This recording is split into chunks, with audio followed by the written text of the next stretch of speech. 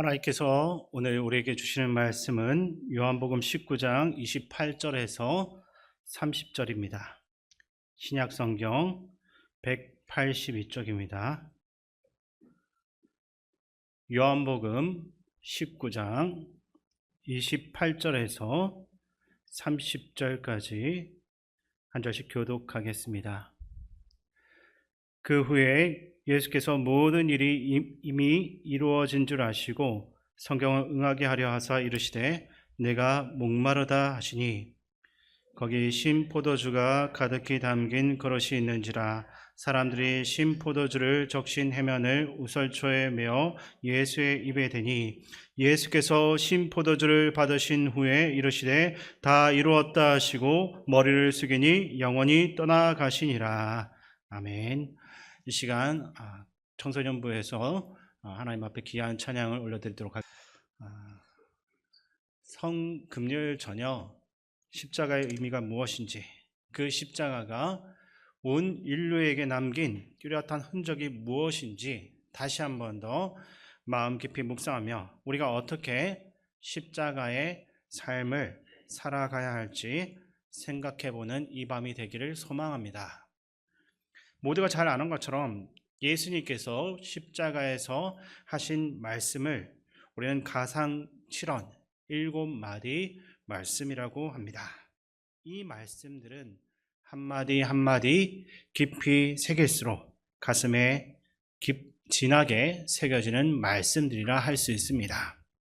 이 땅에 육신으로 오신 예수님께서 육신의 그 삶을 뒤로하고 아버지께로 돌아가시기 전에 어떠한 말씀을 남기셨는가, 이것을 살펴보는 것이 대단히 깊은 의미를 지니고 있습니다. 어쩌면 그것은 예수님의 공생의 전체가 요약되는 말씀이요, 그 공생애를 살아내신 목적이 응축된 말씀이기 때문입니다.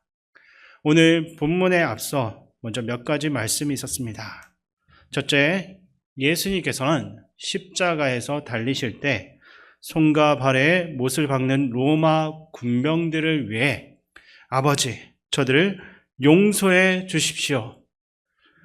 저들이 무엇을 하는지 모릅니다 라고 기도하셨습니다. 죽어가면서 이러한 기도가 어떻게 나올 수 있었겠습니까?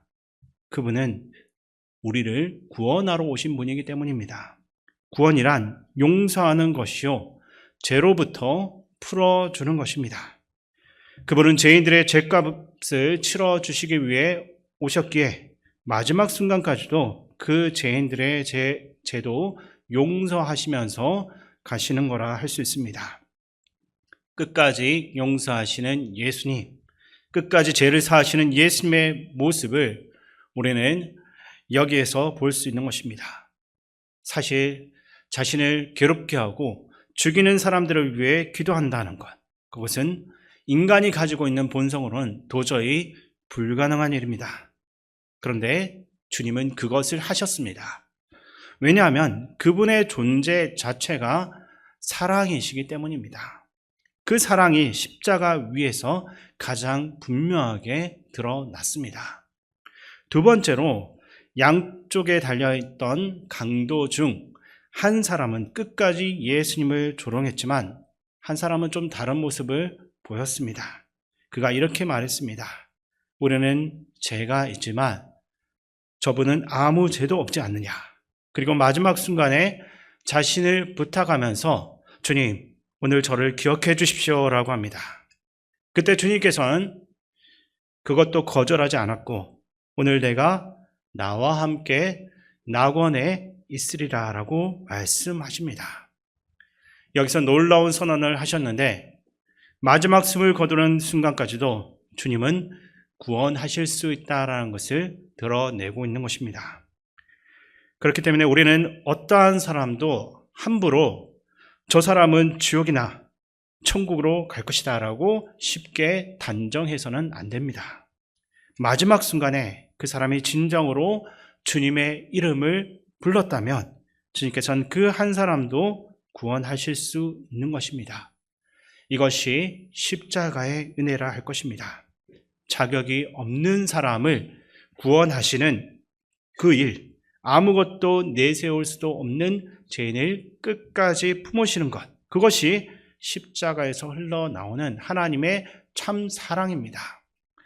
세 번째로 예수님께서는 어머니를 부탁하셨습니다. 발치에 서 있던 사도 요한에게 이렇게 말씀하십니다.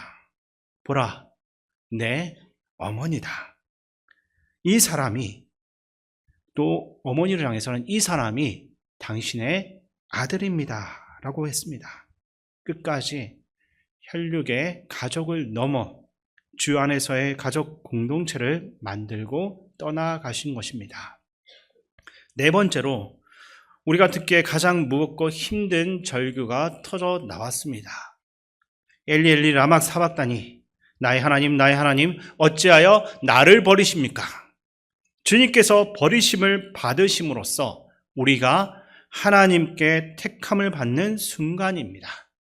주님께서 비참하게 끊어지셔야 우리가 하나님과 연결되고 이어지는 것입니다.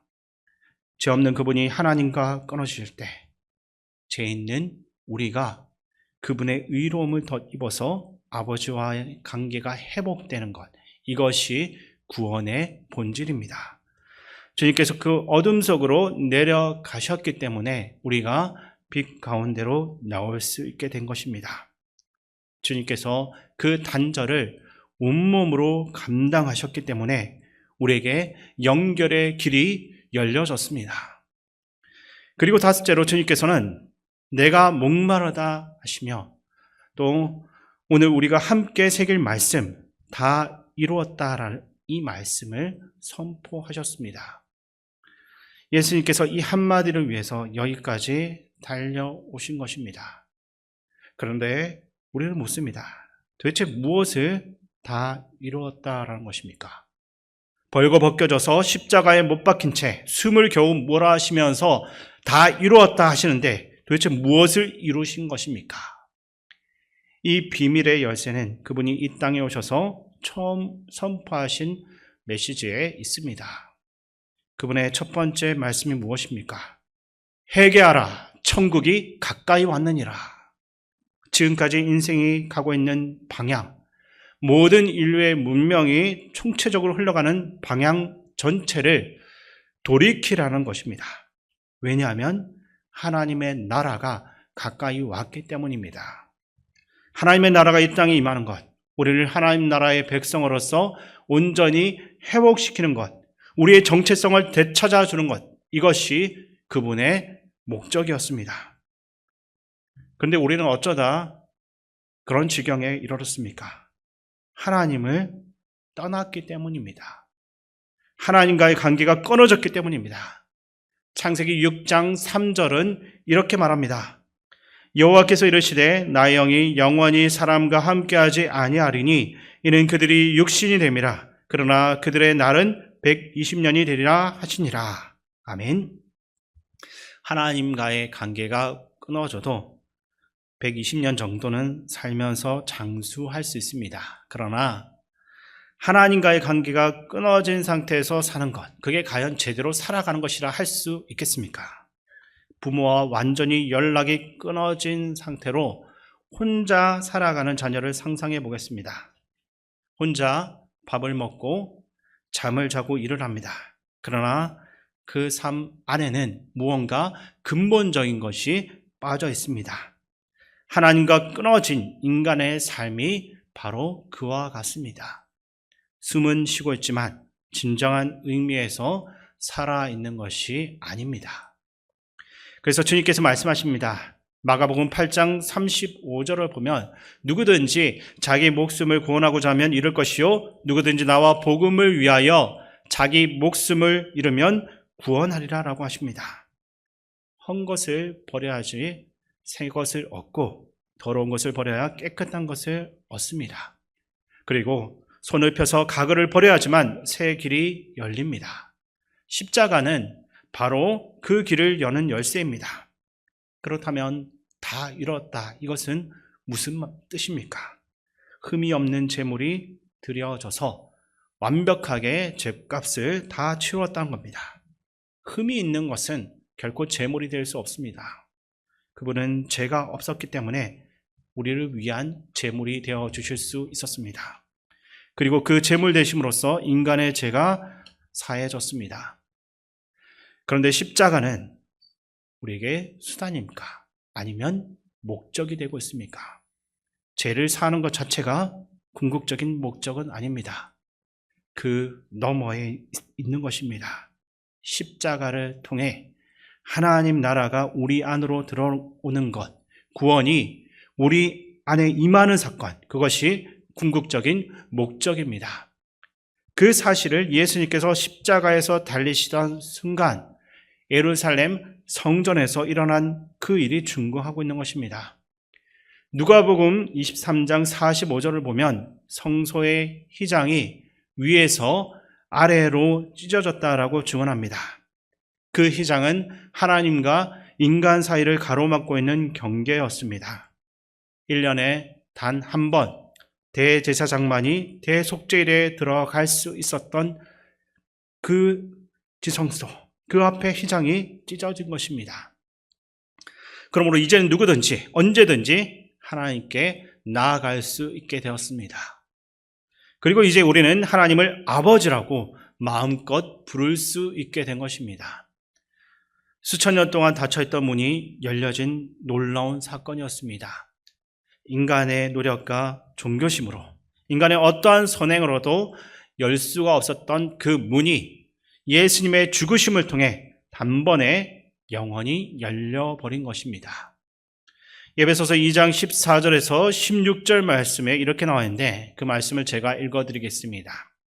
그는 우리의 합형이신지라 둘로 하나를 만드사 원수된 것 곧 중간에 막힌 담을 자기 육체로 하시고 법조문으로 된 계명의 율법을 폐하셨으니 이는 이 둘로 자기 안에서 한 세 사람을 지어 합형하게 하시고 또 십자가로 이 둘을 한 몸으로 하나님과 화목하게 하려 하심이라. 원수된 것을 십자가로 소멸하시고. 아멘. 이 땅의 모든 문제는 어디에서 시작됩니까? 가정의 문제도, 사회의 문제도 결국 하나님과의 관계가 끊어진 것에서부터 비롯됩니다.